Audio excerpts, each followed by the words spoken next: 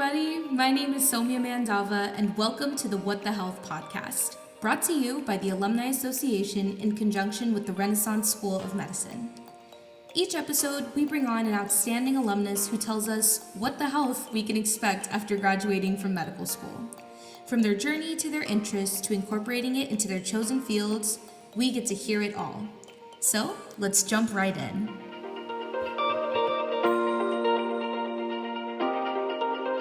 Hi everyone, my name is Somya, and today our co-host is... Hi guys, my name is Nisha. I'm a second-year medical student at Stony Brook, and I'm the co-host for today. And this episode, we have the distinct pleasure of talking with Dr. Angelo Milazzo, a pediatric cardiologist and alum from class of 1996. How are you today, Dr. Milazzo? I'm doing very well, thank you, and thank you for the opportunity to speak with the both of you today. This is very exciting. And we're so happy to have you here with us today, and we're looking forward to getting to know you more. To start us off, could you please tell us a little bit about yourself? Sure. I'm originally from Bayside, New York, and I attended Stony Brook School of Medicine between 1992 and 1996. After graduating in 96, I did a residency in pediatrics at Duke University Medical Center, which I completed in 1999, and then did a fellowship also at Duke in pediatric cardiology, which I completed in 2002, and then I joined the faculty there and have been on the faculty now for just under 20 years. That sounds like a really long time, and I'm happy to hear. No, it's really exciting to hear from you, and I was wondering if you could just tell us a little bit about your day-to-day as a pediatric cardiologist. Sure. So let me explain what I do in my work as a pediatric cardiologist. So I am a professor in the School of Medicine at Duke, and also serve as the vice chair for clinical practice for the Department of Pediatrics. So I spend 50% of my time in the practice of medicine and 50% of my time in medical administration. So in my practice as a pediatric cardiologist, I take care of patients as a non-invasive cardiologist. So I don't do procedures. My specialty is in non-invasive imaging and the care of patients from fetal life all the way through to adulthood and all the stages of life in between. We deal with congenital cardiac problems as well as acquired cardiac problems and preventive cardiology. I actually had no idea that a pediatric cardiologist could also see their adult patients, so that's amazing for continuity of care. So just kind of going off of what we talked about, we mentioned a little bit in terms of interventional versus non-interventional, but from your perspective, what are the various avenues that someone could go or explore within pediatric cardiology? One of the great things about my field is it's incredibly diverse, and there's an incredible range of opportunities for folks to do a variety of different types of careers within pediatric cardiology. So, for example, as I mentioned, I do non-invasive imaging and essentially general pediatric cardiology. So I deal with the whole array of problems within the field. But there are other subspecialties within pediatric cardiology that one can pursue. So there is, just as in adult cardiology, there's invasive pediatric cardiology. And also, just as in adult cardiology, there's a subspecialty of electrophysiology within pediatric cardiology. Some people do a combined training in critical care medicine and pediatric cardiology and go on to specialize in critical care cardiology, which is its own discipline. It really is a true hybrid between critical care and cardiology, and those folks do additional training in the other discipline, and that's become a very popular option and is a highly sought after type of work within pediatric cardiology. Some folks focus on fetal cardiology. Fetal cardiology is a subdiscipline within non-invasive cardiology. It's not its own fellowship, and it doesn't have its own board.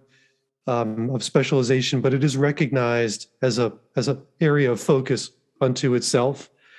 Some people do research, so you could certainly become a pediatric cardiologist and spend some or all of your time doing research. And there's three kinds of research that cardiologists do. There's basic science, so there are people who spend their days doing molecular research, genetic research, true laboratory work. There are people who do clinical research, and that covers the full range of the specialty, from general cardiology to issues related to surgery, to epidemiology, to preventive cardiology. There's a wide gamut of things that can be studied. And then, of course, there's industry-sponsored research. So there's research in the pharmaceutical industry, in medical device manufacturing, particularly in invasive cardiology. So many different kinds of careers in research. And then, of course, the kind of career I've chosen, which is not particular to my field, is a career that's geared more towards leadership and administration, which, certainly you can be virtually any kind of physician and pursue that type of career, but it does work nicely within the confines of being a pediatric subspecialist, because as a subspecialist, you get an appreciation for the practice of medicine at a very specialized level, which I think helps to inform one's perspective on the administration of medicine, the business of medicine, and the management of medicine. So, to answer your initial question, there are a variety of different things that you can do as a pediatric cardiologist. And one of the reasons why it's such a wonderful field is that there is this diverse range of opportunities that people can seek. Yeah, I think it's really interesting that there's so many different avenues you can go just within one specialty even. So just kind of as a follow-up to that, I know you mentioned you're into the leadership side of things, and you also have your MBA. I was wondering if you could talk a little bit more about your MBA and your timeline for when you got it, how you use that in your daily life and in your role as a physician. Sure. And I think it's become more and more popular for physicians to seek additional degrees. So you'll find in your training and in your careers many physicians who have Masters of Public Health degrees, of course, physicians with PhDs, and MBA is becoming a more popular option. I think within the last several years, there have been many executive MBA programs that have sprung up around the country, which are geared for people who already have professional degrees like physicians. I chose to do it primarily because I had already received a significant amount of on-the-job training in administration and leadership over the course of many years in various roles as a medical director, as a practice manager, et cetera, and got to the point where I really wanted to marry that to the true didactic educational piece. So it made sense to pursue the degree, and I actually did this quite a ways into my career. I was well into my career as an attending physician when I chose to go to graduate school. So I did it part-time and I did it while I was working, which is actually quite doable as a physician. I found it to be a very nice break, actually, from the work of medicine. And it was also great because so many of my classmates in business school, and again, it was an executive type program, so many of my classmates were well into their careers in other fields, including many other people in healthcare, and not just physicians, but nurses and other allied health professionals. We had lawyers in our class. We had people from industry, people from various scientific disciplines, including the pharmaceutical industry, people from the military, people from policy and government, people from other walks of life. So I met a lot of other mid-career people and developed a nice set of connections in that environment. And I guess I would end this part of the conversation by saying that it's always nice as a physician to learn additional skills.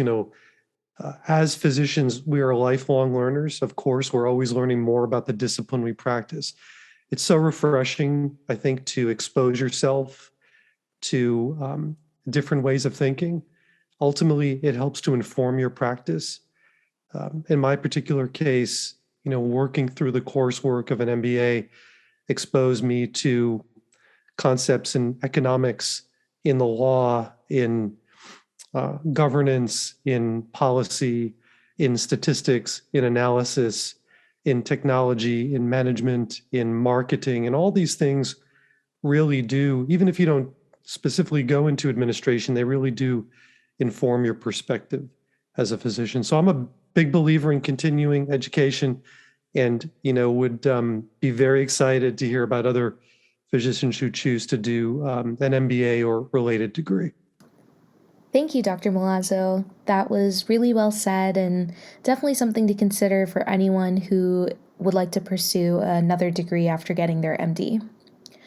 One of the things that you said before was that physicians are lifelong learners.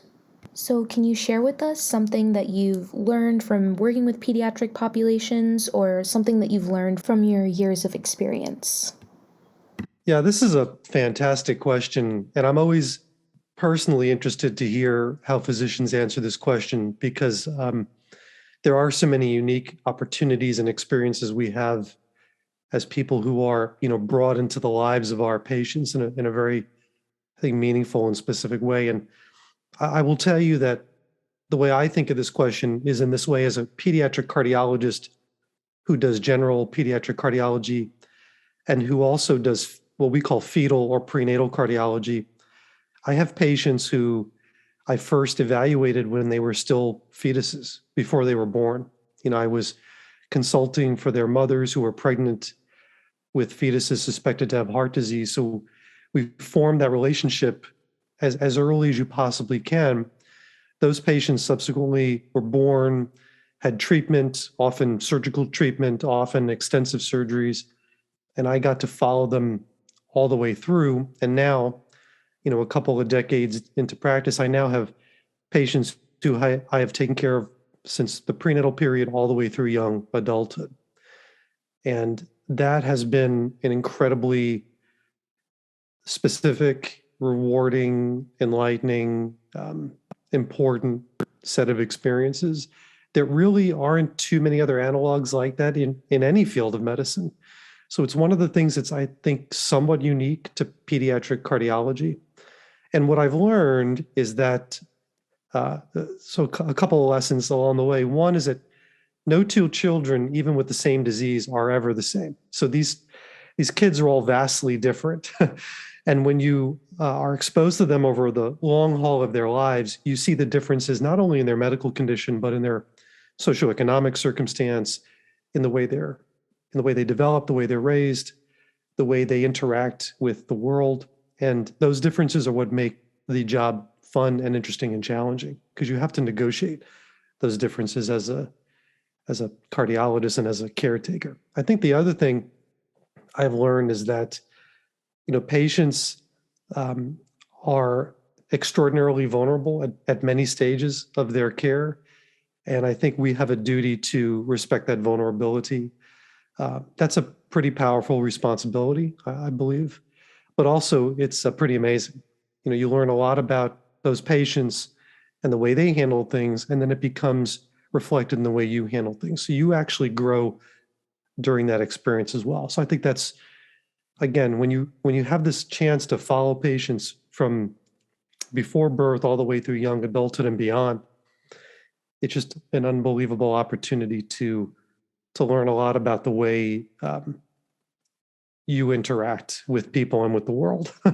It makes it a very, I think, unique experience and a very important experience for a physician. So that's been a lesson that it's taken me many years to get perspective on. And for folks who are interested in longitudinal care, that's the kind of specialty that I would recommend. Yeah, thank you for sharing that perspective. I think it's really important for us to hear, especially as we're going into our careers. I think one of our final questions, we just wanted to see if there was any specific advice you would give to students, to medical students who were interested in pursuing, whether it be pediatric cardiology or pediatrics or just cardiology in general. Sure. So let me give you that in two parts. Let me give you some generic advice that I would give to every medical student, and then I'll give you something that's specific to my experience. So generally, my advice to students is try to picture your life as an attending physician. I know that's incredibly difficult. if you're an MS1 or an MS2, even an MS3 or MS4, it's still difficult. Your training feels really long and really hard and really burdensome, but it's such a short period of time in the scope of your practice. Your life as a practitioner will be many, many times longer than your time as a trainee. So I really encourage people to think beyond it. So conversations like the one we're having today are so critical, I think, for medical students to listen to and to take part in, thinking about, what does that job look like when you're actually doing the job, not the training, not the preparation. It's easy to get fixated on those early aspects when you're at the stage that you guys find yourselves. And that's totally natural. But I would encourage you to try to think down the road. And again, what you're doing today is so important. I hope you continue to do this with many other types of physicians. So that's my generic advice. My specific advice, if people are interested in pediatrics or in cardiology or in pediatric cardiology, is really to find a mentor or a group of mentors who have an approach, who have a philosophy that you want to emulate. Medicine is really the last great apprenticeship system that we have. And it's so important to learn at the bedside, to learn over a cup of coffee, to learn in a conversation like this from people who you respect, who you admire, who you could see yourself emulating in terms of your general approach or even your specific career path. So if you're interested in pediatric cardiology, it's always great to knock on the door of a pediatric cardiologist and talk to them about what it is they do, spend some time with them in their clinic or in their lab or in some other context where you can get some real world sense of what their job is like. Again, that's true if you want to do adult cardiology. Find someone whose style seems to match yours, whose energy seems to match yours, someone who you gravitate toward, who could be a role model or a mentor. You may actually find by talking to that person that it's not the right field for you, and that's also a valuable experience.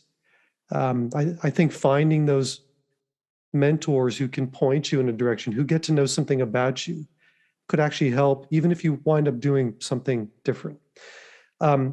Another specific piece of advice, if you are interested in pediatrics or pediatric cardiology, is you really need to make sure that you're interested in working with children. It seems very obvious, seems very matter of fact, but it's very different. The experience of working with children and their parents and families is very challenging, as you guys probably know from your clinical clerkships and your time on Introduction to Clinical Medicine and related courses. It's a totally different approach to medicine. It's a very rewarding approach, but it is quite different. There are some people like me who feel comfortable with adults as well as children, and I have adults in my practice. That's actually not unusual for a pediatric cardiologist. There are other people who don't want to take care of adults at all. To get to that point, it's usually a matter of the kinds of experiences that you've had. So make certain that you expose yourself to the care of children relatively early in your training to see if it really is for you, because it is quite different. It's not better, it's not worse, it's just different than taking care of adult patients. And there's a lot of focus in medicine, obviously, on taking care of adults. But again, one of the nice things about my field is you can take care of patients of virtually any age. And that's, I think a really great opportunity to diversify your approach, seeing babies and younger children and adolescents and teens and young adults, et cetera, and so on. So my field is great if you want to see a wide age range of patients.